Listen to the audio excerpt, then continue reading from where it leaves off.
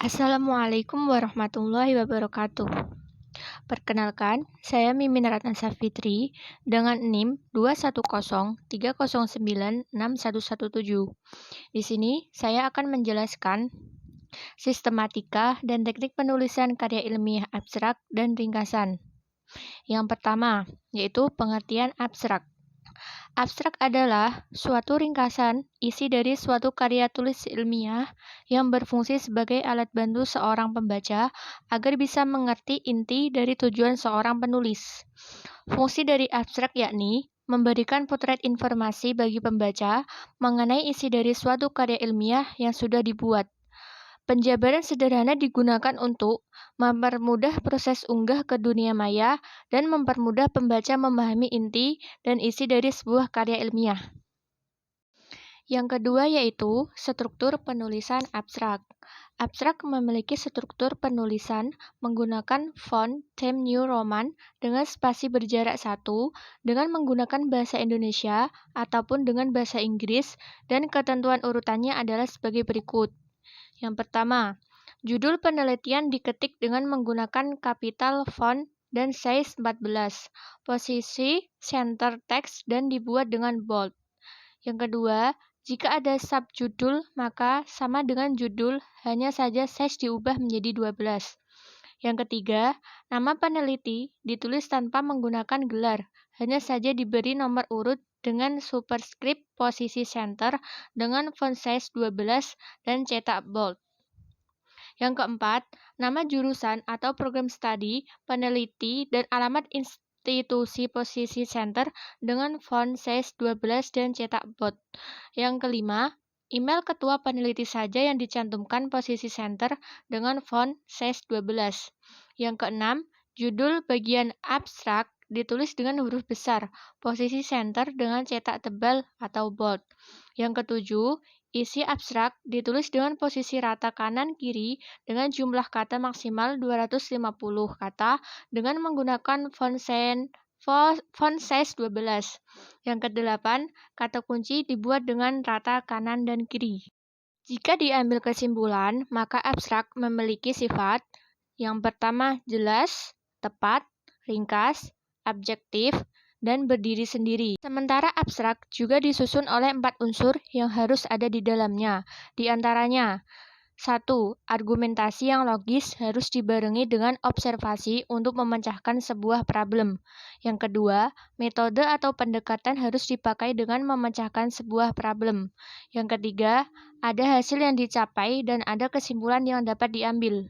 Yang keempat, setiap unsur harus dibuat dengan sederhana atau singkat dan jelas. Yang ketiga yaitu tips menulis abstrak. Yang pertama, tulis abstrak di sesi terakhir karya ilmiah. Maksudnya, kenapa abstrak ditulis di bagian akhir proses? Karena abstrak sebagai dari rangkuman. Karena bentuknya dalam bentuk rangkuman, maka abstrak ditulis selengkap mungkin.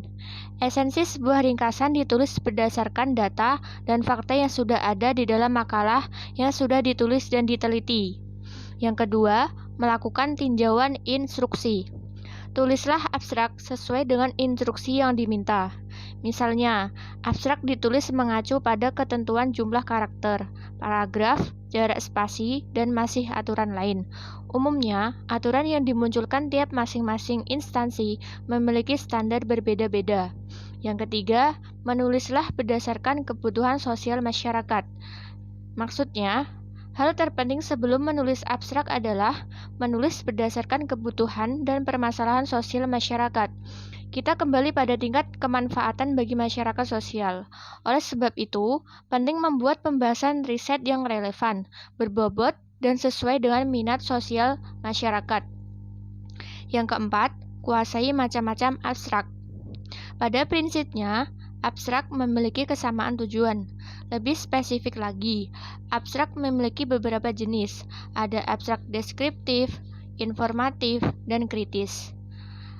Abstrak deskriptif ditulis berdasarkan pada tujuan dan maksud. Sedangkan dari segi metode penulisannya, abstrak deskriptif ditulis di kisaran 100-200 kata. Jenis abstrak yang kedua adalah abstrak informatif, ditulis lebih ringkas. Secara umum, Abstrak informatif ditulis berdasarkan tinjauan umum yang tengah diteliti.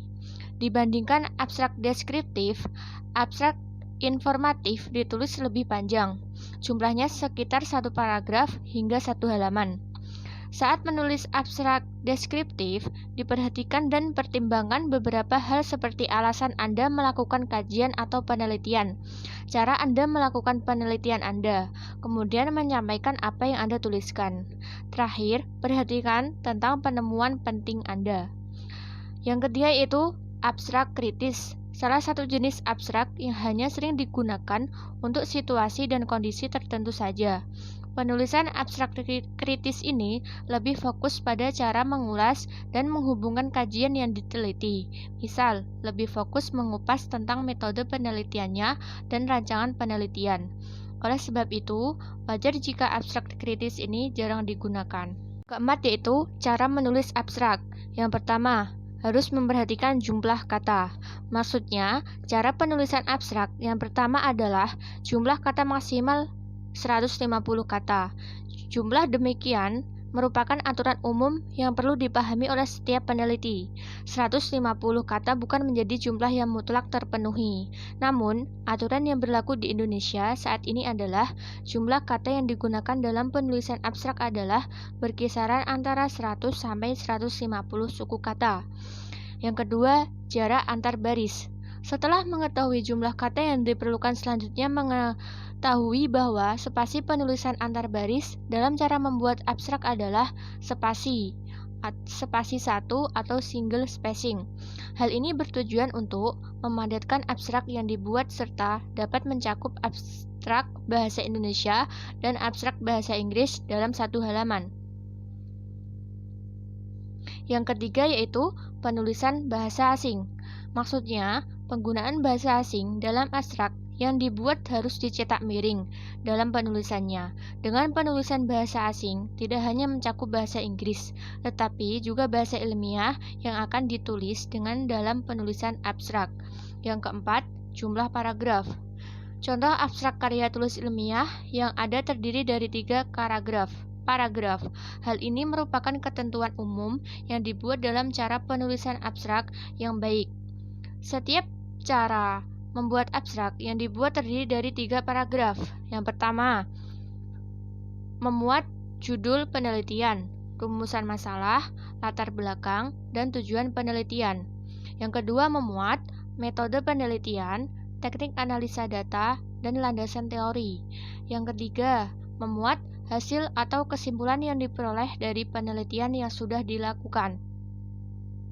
Yang kelima yaitu bahasa. Dalam penulisan abstrak bahasa yang digunakan adalah bahasa induk dan bahasa global. Dalam hal ini, bahasa induk adalah bahasa Indonesia dan bahasa global adalah bahasa Inggris yang digunakan sebagai bahasa penulis abstrak. Yang keenam yaitu kata kunci. Pada akhir cara membuat abstrak, diberikan kata kunci yang terkait dengan penelitian yang dilakukan. Jumlah kata kunci yang diberikan sekitar 3-5 kata yang dipisahkan dengan tanda koma. Yang kedelapan, penulisan singkat, padat, dan jelas. Di dalam penulisan abstrak yang akan dibuat perlu menulis abstrak yang singkat, padat, dan jelas, sehingga jumlah kata yang digunakan tidak boros, serta poin yang ingin dibahas di dalam setiap paragraf yang dibuat tidak keluar dari penulisan abstrak yang baik. Dan poin yang kedua yaitu ringkasan. Pengertian ringkasan adalah suatu cara yang efektif dalam menyajikan suatu karangan yang panjang dalam bentuk yang singkat dari karangan asli, tetapi dengan tetap mempertahankan urutan isi dan sudut pandang pengarang asli. Karena suatu ringkasan bertolak dari penyajian suatu karya asli secara singkat, maka ia merupakan suatu keterampilan untuk mengadakan reproduksi dari hasil-hasil karya yang sudah. Tujuan membuat ringkasan. Membuat ringkasan atas sebuah artikel atau karya adalah suatu cara yang sangat berguna dalam mengembangkan ekspresi serta penghematan kata. Suatu ringkasan yang cermat dan teliti tidak akan diperoleh dengan cara mempelajari dengan cermat serta memahami apa yang dibaca atau cara membuat ringkasan. Yang pertama, membaca naskah asli. Maksudnya, langkah pertama yang harus dilakukan dalam membuat ringkasan adalah membaca terlebih dahulu naskah 1 atau 2 kali atau bisa diulang beberapa kali untuk mengetahui kesan umum dan secara menyeluruh tentang maksud pengarang serta sudut pandang pengarang. Yang kedua, mencatat gagasan utama. Bila penulis sudah menangkap maksud, kesan umum, dan sudut pandang pengarang asli, maka sekarang penulis harus memperdalam dan mengkonkretkan semua hal itu. Tindakan atau langkah yang harus dikerjakan adalah membaca kembali karangan itu, bagian demi bagian, alinea demi alinea, sambil mencatat semua gagasan yang penting dalam bagian atau alinea itu. Yang ketiga, mengadakan reproduksi. Dalam mempergunakan catatan-catatan sebagai yang diperoleh dari langkah kedua dan kesan umum diperoleh pada langkah pertama, maka penulis sudah siap untuk ringkasan yang dimaksud. Karena catatan yang dibuat sudah sesuai dengan urutan-urutan dalam karangan asli, maka soal urutan isi tidak menjadi masalah. Tentuan tambahan, ada beberapa hal yang perlu diperhatikan agar ringkasan itu diterima sebagai suatu tulisan yang baik. Yang pertama, dalam menyusun ringkasan, hendaknya menggunakan kalimat tunggal daripada kalimat majemuk. Kalimat majemuk menunjukkan ada dua gagasan atau lebih yang bersifat paralel. Bila ada kalimat majemuk, telaahlah kembali apakah tidak mungkin dijadikan kalimat tunggal. Yang kedua, bila mungkin, ringkaskanlah kalimat itu menjadi frasa. Frasa menjadi kata. Begitu pula rangkaian gagasan yang panjang hendaknya diganti dengan suatu gagasan yang sentral saja. Yang ketiga, jumlah alinea tergantung dari besarnya ringkasan dan jumlah topik yang utama yang akan dimasukkan ke dalam ringkasan. Ilustrasi, contoh, deskripsi dan sebagainya dapat dihilangkan kecuali yang dianggap penting. Yang keempat, semua keterangan atau kata sifat sebaiknya dibuang. Terkadang, kata sifat atau keterangan masih digunakan untuk menjelaskan gagasan umum yang tersirat dalam rangkaian keterangan atau kata sifat yang terdapat dalam naskah. Yang kelima, pertahankan susunan gagasan asli, serta ringkaskanlah gagasan-gagasan itu dalam urutan seperti kamu dalam urutan naskah asli. Dalam usaha merumuskan 9 kembali karangan itu, penulis ringkasan harus menjaga agar tidak boleh ada hal baru yang dimasukkan, atau tanpa sadar penulis menuliskan pemikirannya sendiri.